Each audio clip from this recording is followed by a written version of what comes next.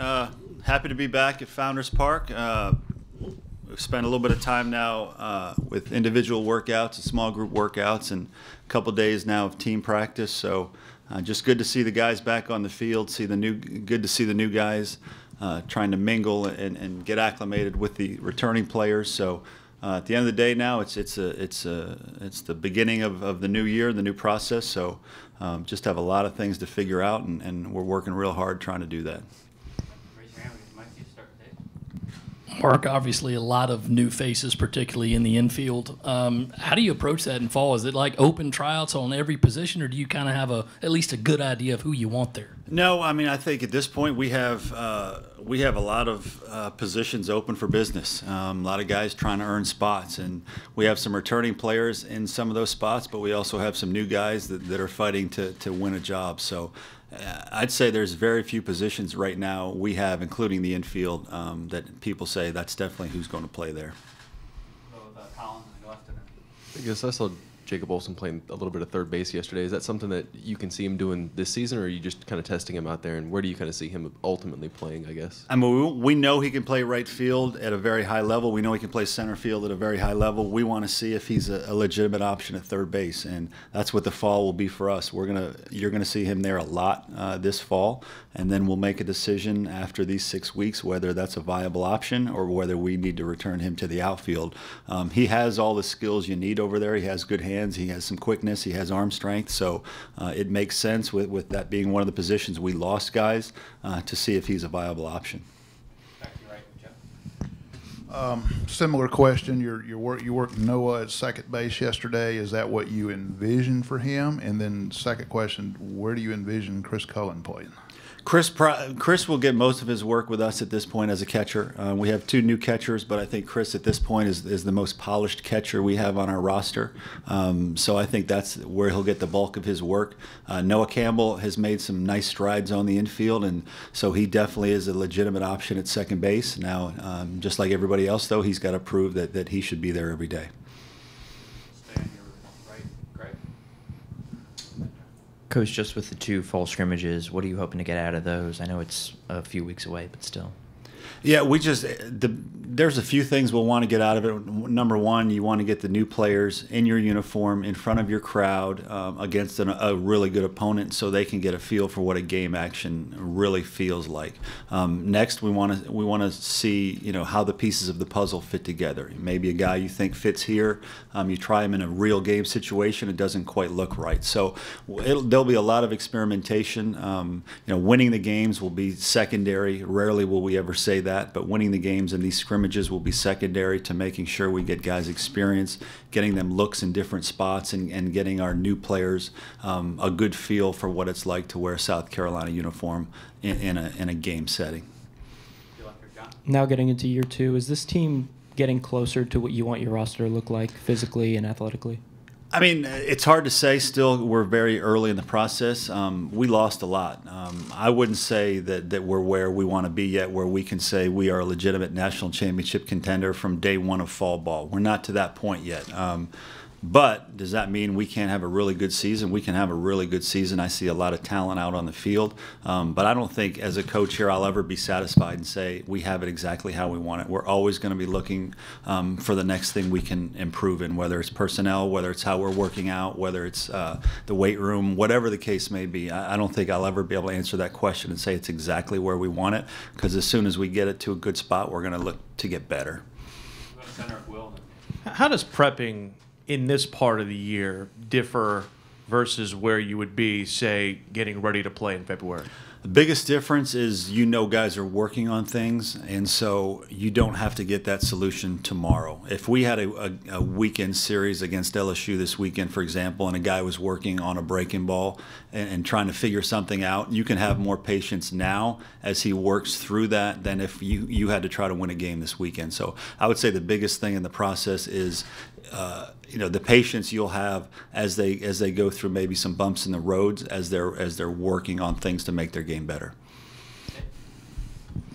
Mark, are there anybody maybe with some lingering injuries over the fall who won't play this fall and be okay for the spring? And what's the status of Graham Lawson? Graham Lawson will redshirt.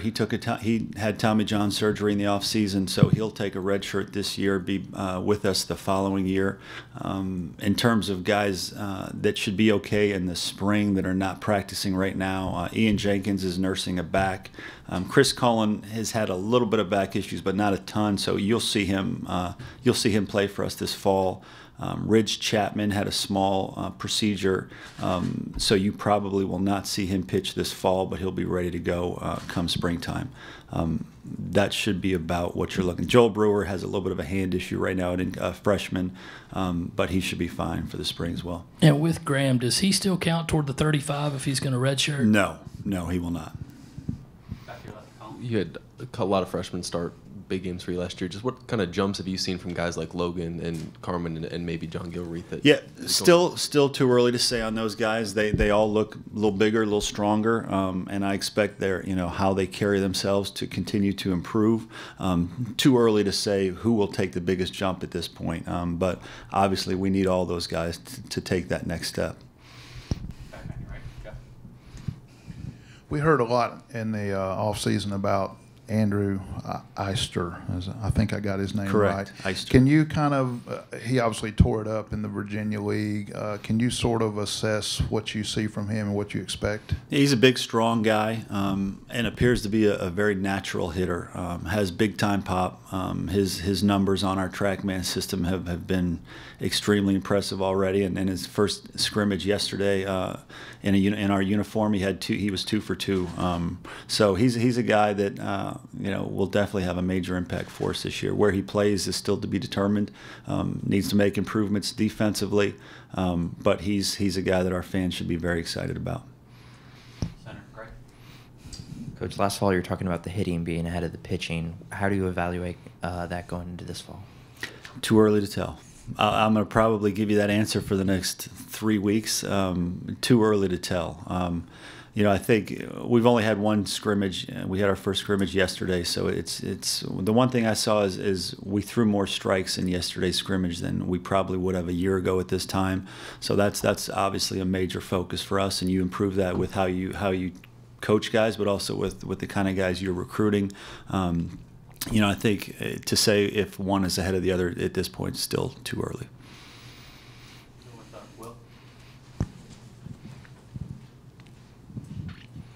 I know that you probably got to a position where you were further along than you possibly were through year one. Is there something that stands out with the way the season finished that you want to rectify, one or two things that you want to rectify going into the next year possibly? I think by the end we had things about as good as they could be with that club. In terms of the offense was about as good as it could be. The defense ended up being one of the top 10 in the country. Pitching wise, I think the pitching depth by the end, it was something that we saw, hey, we need a little bit more. We need some more guys that can really come in and close the door. But in terms of how we were operating, I think you got a glimpse of by the end of last year what we want it to look like. Now it's just a matter of continuing to bring really good players into the program. Because the tough thing about it, we got it to where we wanted it last year, but now so many of those guys are gone. So it's almost like we're starting over from square one, and now we have to reinstitute and we have to reteach and we have to get everybody up to speed to try to get back to that point. I can assure you how we felt about how everybody was going about their business in Arkansas last year as we finished the year is a lot different than how we feel about the team right now. So it's a process. They say, coaches say it all the time. We're back in if that was chapter 25, we're back in chapter 1 right now where we're having to try to reinstitute everything and teach these new guys how it should be done. So there's a long way to go. But I'd say by the end of last year, we had things about where they needed to be. Now it's just a matter of making sure you get the right matchups and you have enough depth to win Game 3 or not even have to get to that point. But it's constant evaluating of where you want to be. By last year, we were playing the game the right way. We were a pretty complete team, and we just fell a game short. TJ looked pretty good yesterday. Is he fully healthy now? And what have you seen from him and Jacob in terms of leadership?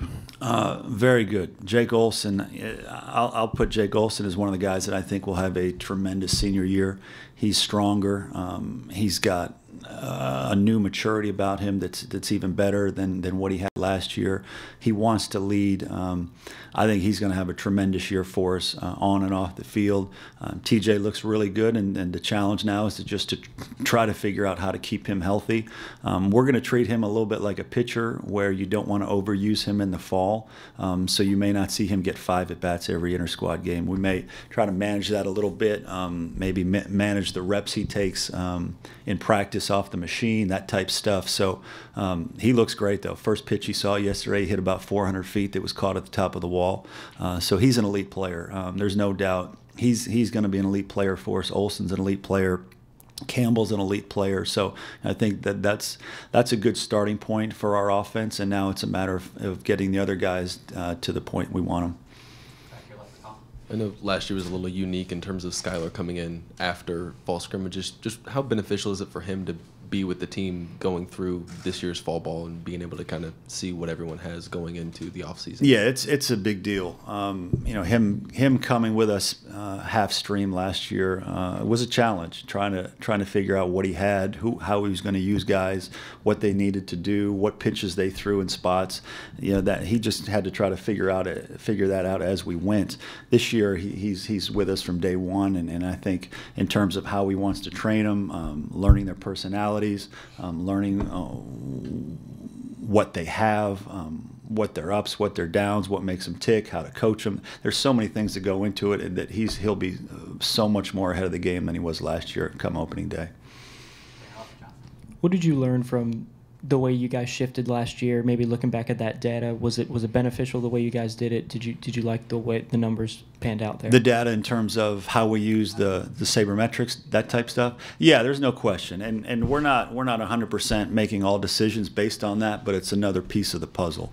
When you make decisions on personnel, with decisions within the game, with pitching changes, all those things, you want to use gut instinct, you want to use experience, you want to use the numbers, you want to use trends. You want to use all those things to make the best decision you can in that moment. So I'm very happy with where we are, but we're also going to continue to grow that and get even more information. A lot of that stuff, once again, we didn't start really being able to take advantage of until about halfway through the school year. Now we're doing it from day one. We're getting help from people on campus. Just everything. I expect everything within our program to continue to evolve and get better, and that's a key area for us as well. Noah had a big summer in the Cape Cod League. What does that mean? What does that say about his progress? It means he's moving in a really good direction, and he had a solid freshman year. He built on it this summer and did something that's pretty rare to do in the Cape Cod League. You go up there, and I think he was in the top 2 in OPS for the summer, which is a really hard thing to do for a freshman.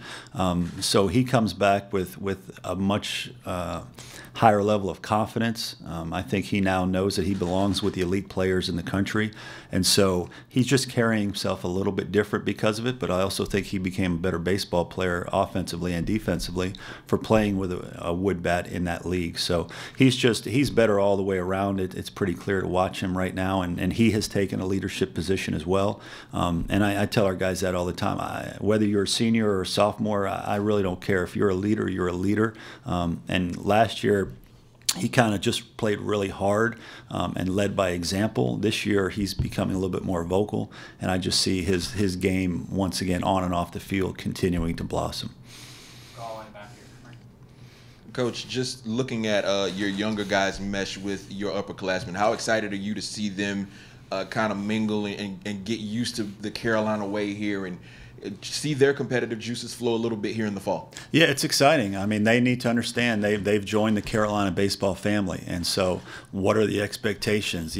I really enjoy watching our older guys take the new guys over to the side, maybe put their arm around them and say, hey, you really did a good job there. That's exactly how we do it. Or, hey, not so much. I like seeing our older guys take the younger guys under their wing and understand it is a family. I'm kind of in this whole in this grand scheme of things, I'm the dad and I have to oversee everything. It's nice to see when the big brothers take the little brothers over to the side and say, hey, here's what you need to understand, or when he says this, this is what he's trying to get you to do.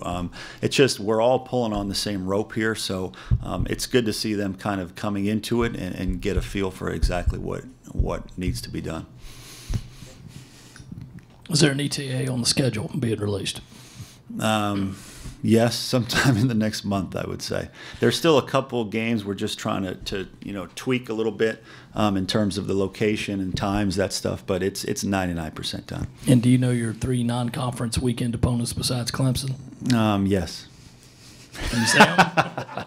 That's all I'll say. All right. You'll know soon enough. The story came out, I guess, about 2 months ago now about Carolina-Clemson rivalry being reset 2 years at the ballpark here, then in Greenville. You in favor of that? How much input did you have in that decision? Very little input. Obviously, I think the ADs have the most input in terms of doing what they think is best for the fans, for the teams, for everybody involved. I think it's a positive development that we're going to get to play here in Columbia some of those games. So I think it's great. It's such a great series for our state that you want to continue to expose as many people to it as possible. Obviously, every year 2 of the 3 games will be on campuses, and then I think to move it around a little bit, that third neutral site game, I think it's good to move it around the state and have everybody get a chance to be a part of it. You got a couple of freshmen that are listed as both pitchers and hitters in Bosnick and Seitler, I believe. How open are you to that? Do you expect them to do both? Well, with 11.7 scholarships, you're always open to try to find as many ways guys can help you as possible. 11.7 scholarships sometimes ties your hand, and sometimes you look up and you're a pitcher short or a position player short. So anytime you get a 2-for-1 with guys, you want to explore it. At this point, Bosnick is probably more of a pitcher than he is a hitter, but he can swing the bat some. And Seitler is more of a hitter than a pitcher, but he can pitch some too. Once he gets back to health, he had some shoulder issues in high school. So I've been fortunate to coach some really good two-way guys over the years, and they helped us on both sides of the ball. So we'll never close the door on guys that can do that.